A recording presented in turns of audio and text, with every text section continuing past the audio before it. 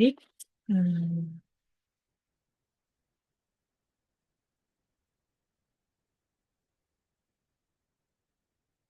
Selamat pagi, Ibu Yuanisa. Izinkan saya perkenalan, Bu. Nama saya Delima Esbert Gaol dari AK 508. Ingin melakukan pelaporan terkait jawaban UAS saya, standar akuntansi keuangan. Terdapat 4 pilar standar akuntansi keuangan di Indonesia, yaitu pertama, SAK Internasional atau IFRS.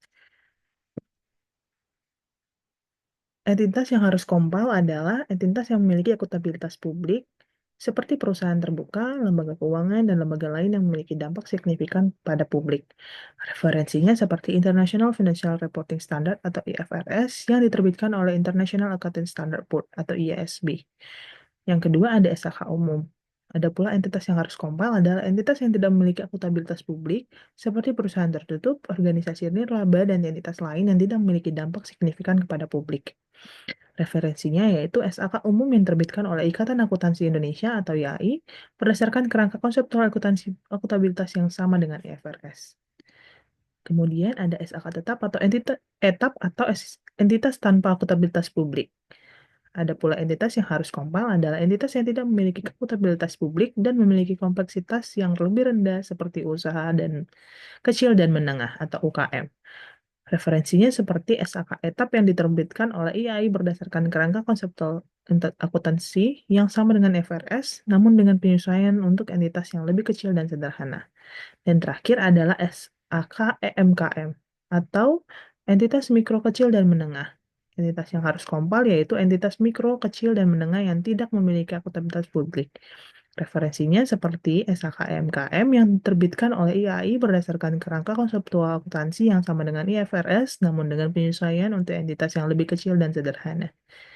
Kemudian ada pula jawaban untuk pertanyaan nomor 2. Apakah standar akuntansi keuangan di Indonesia mengacu ke IFRS atau ke USG GAAP? Menurut saya, standar akuntansi keuangan di Indonesia mengacu ke International Financial Reporting Standard, dikarenakan ada beberapa faktor, yaitu Ikatan Akuntansi Indonesia telah mengadopsi IFRS sebagai acuan dalam penyusunan SAK di Indonesia. Dan kemudian, faktor berikutnya yaitu SAK di Indonesia telah dikembangkan berdasarkan kerangka konseptual akuntansi yang sama dengan IFRS. Dan faktor yang terakhir menurut saya adalah banyaknya perusahaan di Indonesia yang telah menerapkan IFRS dalam pelaporan keuangan.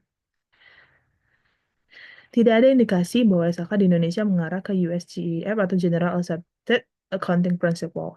USGAP lebih banyak digunakan di Amerika Serikat dan beberapa negara lain, sedangkan IFRS lebih banyak digunakan di negara-negara lain selain Amerika Serikat, termasuk Indonesia. Namun perlu diingat bahwa SAK di Indonesia dapat berubah atau diperbaharui seiring dengan perkembangan dan perubahan dalam dunia akuntansi. Dan pertanyaan terakhir, apakah one standard fit for all? Menurut saya, standar akuntansi keuangan di Indonesia mengacu ke IFRS, International Financial Reporting Standard, dan tidak satu standar dan tidak selalu fit for all. Karena setiap entitas memiliki karakteristik dan kebutuhan yang unik. Oleh karena itu, Indonesia memiliki beberapa standar akuntansi yang berbeda seperti 4 pilar standar akuntansi. Yang pertama adalah SAK internasional untuk entitas yang memiliki akuntabilitas publik. Yang kedua, SAK umum untuk entitas yang tidak memiliki akuntabilitas publik. Yang ketiga, SAK etap untuk entitas kecil dan menengah, dan yang terakhir adalah SAK MKM untuk entitas mikro, kecil, dan menengah. Mungkin sekian paparan dari saya, Bu. Saya mohon maaf apabila banyak kekurangan, dan saya mengucapkan terima kasih.